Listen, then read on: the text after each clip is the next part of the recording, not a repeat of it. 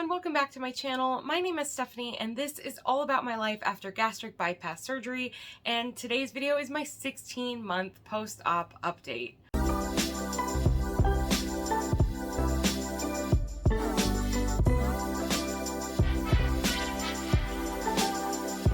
Welcome to the Hot Mess Express. I've got my notes right here. I've got my cold tea right here. You ever have one of those days where you have everything planned out pretty good and then you get completely derailed and you find yourself working 2 extra hours longer and just rushing to get everything done on the timeline that you had tried to establish? Yeah, that's where I'm at today. In my last video, which was actually a live stream, in case you missed it or didn't watch it, because I mean, an hour is an awful long time to set aside to listen to me talk. I did mention that my next video was going to be a hair loss video, and I didn't look at a calendar when I said that at all. So it is actually time for my 16-month update. So I'm going to be doing that one first. But in addition to that, of course, wouldn't you expect that something would come along and completely derail me in the middle of trying to get that video done? I'm actually, if you can't hear it, I feel like it's pretty obvious, but maybe it's not. I'm getting over a really bad cold. I hesitate to even call it a cold. I know it wasn't COVID.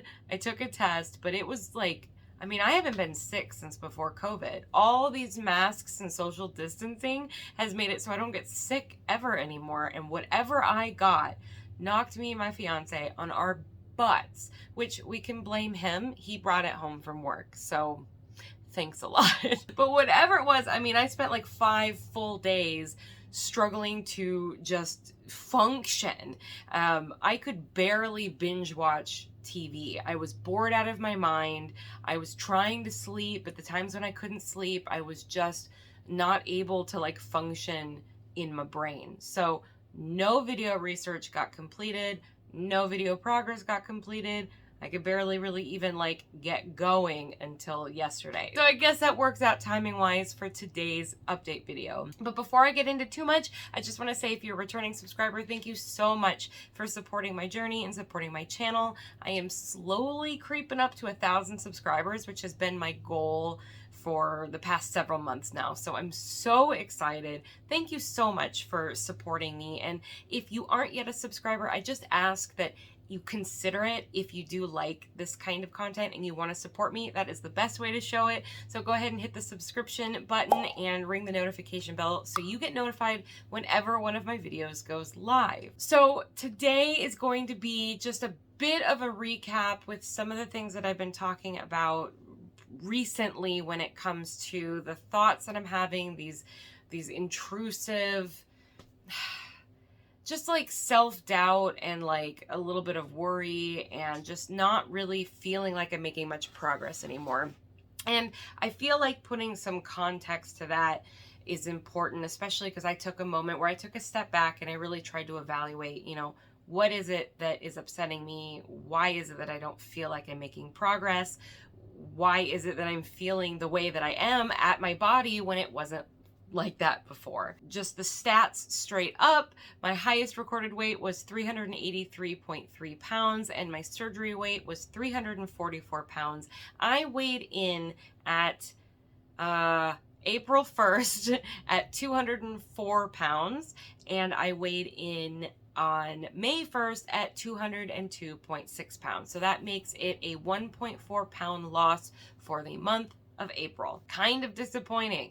I will say straight off the bat, I am glad that there's a loss, especially because last week I gained a couple of pounds on the scale. And so I was just sort of talking about it in my live stream that I feel like, even though it's not a big deal and I knew it was just one data point, it makes me feel like I'm getting further and further away from that, you know, 199, right? The wonderland. And so to see that I'm making progress again, even though I'm just, you know, inching forward, it's the same thing that has been the common thing that's happened for the past few months. You know, you take a step forward, take a step back, take a couple steps forward. I mean, that's basically where I'm at right now. And I have to practice what I preach. Look at the big picture. The big picture is that I'm still losing weight. It's slow, it's crawling, but I'm still losing weight. I am down to the lowest I have ever been, 202.6. I've never been 202.6, except for maybe when I was like, I don't know, 10 years old. I don't know. But, you know, that's the lowest that I've been during this whole process. So I have to keep that in mind. It's taking forever to get there, but baby steps, baby steps. That's how we get to where we are. I am beyond the point where I'm going to be steadily losing 3 to 5 pounds a week. It's just not like that. I am beyond the honeymoon phase. That is something that I thought would come closer to maybe between 1.5 years and 2 years, especially because I just feel like I'm such a hard worker. Like maybe I'll push it a little bit longer than normal people. No. I mean, it's like I hit the 1 year mark and it was just like, no, we're gonna, you know, end the honeymoon period now. But it's just the end of the honeymoon period. It doesn't mean that I'm done with weight loss. It doesn't mean that the surgery's not working for me anymore. It just means that I'm done with that period of time where that big, massive change is gonna happen. And let's be frank, because that's what I like to do. I knew that this was gonna happen. I expected it. I've done the research, but more importantly, this is what I wanted, not to screech to a halt, but that initial crazy weight loss. I wanted that weight off. So if we reverse back to what I had been talking about when I first started my whole process, probably my first video that I ever put out there, I had gone through a time when I had painstakingly lost 75 pounds through Weight Watchers. And then between COVID and buying a house and my dad dying, I gained like 80 pounds back in a very short amount of time. And it was just like, I had to start from square one. And I remember bawling in my bedroom, sitting on my bed one night, just realizing that I was going to have to start from square one and that I was, you know, maybe 3 years away from being where I was. And how that at that point was about 300 pounds. It was still not where I needed to be. I was just calculating and running through math and like, oh my gosh, how long is it going to take me to get there? And so that was my big driving force this whole time with this surgery. I want help getting that initial weight off so that from that point, I feel like I have it under control or the ability to grab onto it and run, right? Because I just felt like I was stuck and I could never get further. And so that's what I did. This surgery helped me lose over 170 pounds in less than 1.5 years. That is insane. If you really think about that, that's insane. But that's exactly what I wanted and what I needed. Now it's in my hands to move forward, to, you know, take control over this. And with the ability that I have now and the energy that I have now and the willpower and the things that I've learned, move forward the rest of the way. So really, I didn't know what to expect when it comes to like the timeline of that, but I am exactly where I, you know, thought I would be in terms of what the goal was and where I'm landing. In fact, I'm more than that. I don't think my brain really ever thought 170 pounds. I mean, no numbers were in my head, but I would reckon that maybe my brain was thinking like, I just need to lose this 100 pounds. I need to lose this initial 100 pounds. So the fact that I've lost as much as I have is amazing, and I need to keep that in perspective. That's what is keeping me going right now. Let's get into some of the other stuff, some of the things that I came to the realization of. So one of the channels that I follow, here's a fun shout out. I don't do shout outs very often, but Kara C on YouTube, she actually just started a new channel that's focused basically all about her health journey and her experience after gastric bypass and everything. She's several years out, but she was mostly like a beauty guru makeup channel that would update about her surgery. But she has started a second channel that's all about surgery and her health journey. So I've been following her for a while. I really feel like there aren't a lot of specific gastric bypass channels that I enjoy following or even out there. She has been just a wonderful channel to follow, and I really appreciate everything she puts out there. And I saw a video of hers recently where she was talking about her recent weight gain and kind of all the stats involved with that. By the way, I will link in my description to that specific video and to her channel if you want to follow her, because she's amazing, and she's just so like frank and down to earth, and I just really enjoy that. I've talked a little bit on this channel about the numbers, the stats, things like that, and she really delved into it in her recent video too, and it was a good reminder for me to remember those stats, remember that information. So as she was explaining, there is a difference between the initial weight loss that is expected from surgery and the expected, like, where you will balance out and land. So for example, because I am bypass, I'm going to talk about bypass. There are different stats for the different surgeries. I'm not even going to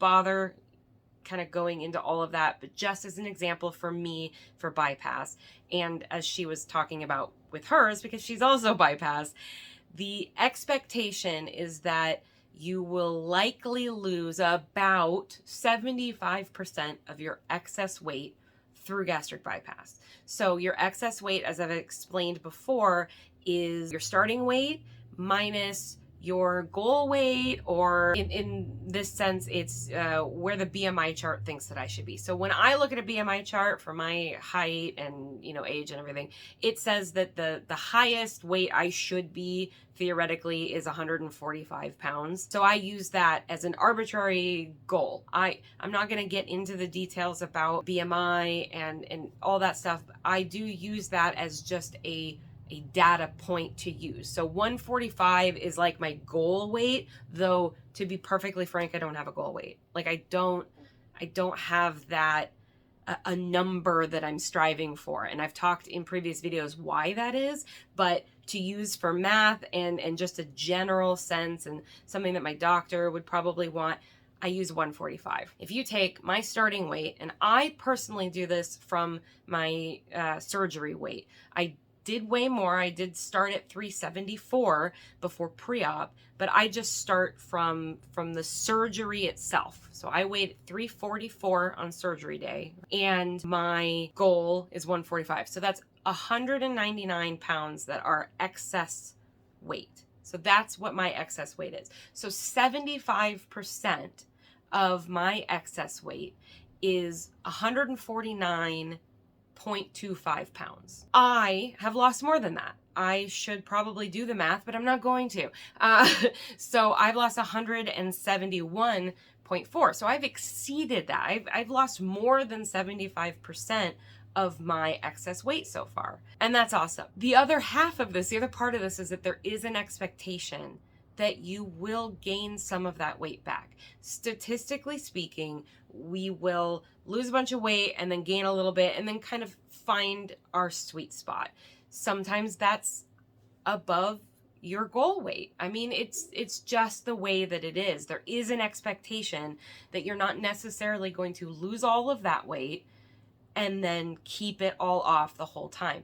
Now that, you know, kind of happens longer and longer after surgery. Like in her case, she's, I think, 3 years post-op. Sorry if I got that wrong. But, you know, for me, I'm like 1.5 years. So, I mean, it does make a difference. The longer out you are, you will have more time kind of to steady out to gain a little bit of weight. But the fact of the matter is a little bit of regain is expected. Statistically, it's going to happen.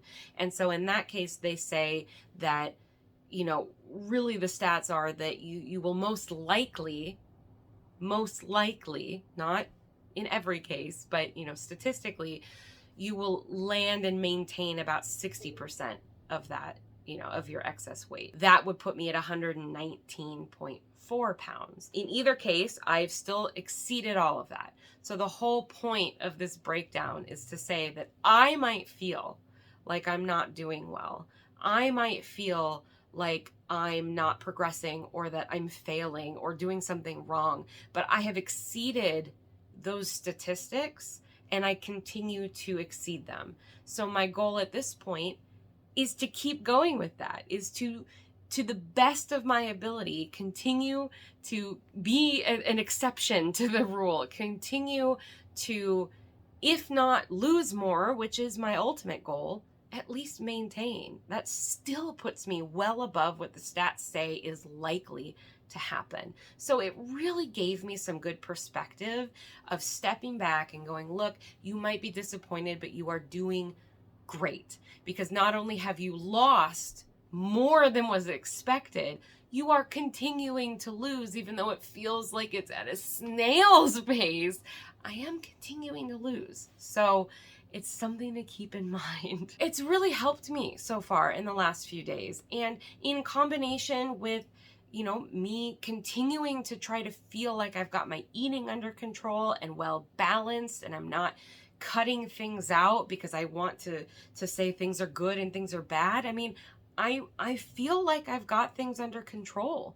It's just so hard to dig out of that diet mentality and to remind yourself that just because you're not seeing something in a particular way, or in this case, in the way that it was before, it doesn't mean I'm doing something wrong. And it doesn't mean that I'm gonna fail at this. I have a whole lifetime ahead of me to continue working at this and to, you know, have these ups and downs. And if I get bogged down a year and a half after surgery by these ups and downs, I mean, like, what is it going to be like 10 years from now? I need to keep things in perspective and just keep moving forward. And the best way I can do that is to keep learning and, you know, gaining all these data points and just keeping the big picture in mind. So, you know, a dose of my own medicine these last couple of weeks, and really, really, really being reminded that it's okay.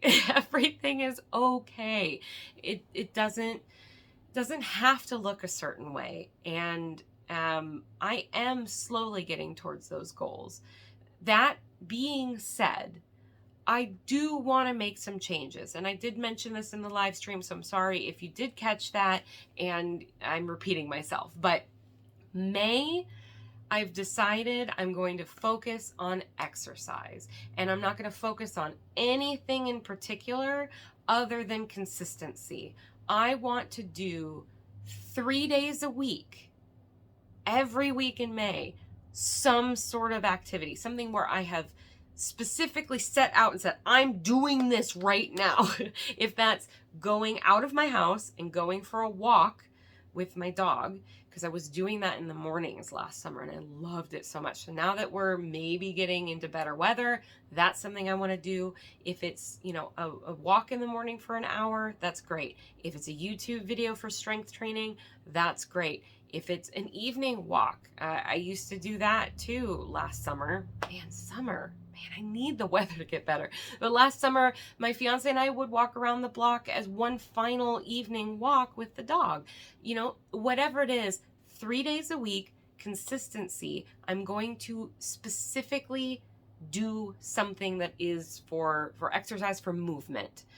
I will work on specifics later. I will work on, you know, for a length of time, or, you know, strength training or high intensity, you know, HIIT workouts or something. But right now I want to start with the baby steps, and I want to get back into the practice of doing something. So that's what my goal is for May. And that is where I'm gonna hone in all of this stuff, you know, things that I'm not pleased with, things, the progress that's not fast enough. Exercise will help that. I'm not moving enough. I'll just be totally honest. I'm just not moving enough. And a lot of that has been this winter, like, kind of feeling. And I'm not going to let that be in control of my life anymore. So May is about movement. Movement May. That's what I'm doing. That's what I'm going to be focusing on this month. I am excited to see what that does, because that alone, oh, I would be ecstatic if that gets me to the 2.5 pounds I need to get to Wonderland. It's like, oh, you just need to move your butt, Stephanie. But if it doesn't, that's okay too, because the healthy habits are more important, honestly. Building that healthy habit, building back up to that active lifestyle that I enjoyed so much several months ago, that's really what I want to do. I want those habits to come back. So that's my focus for May. That's what I'm doing now.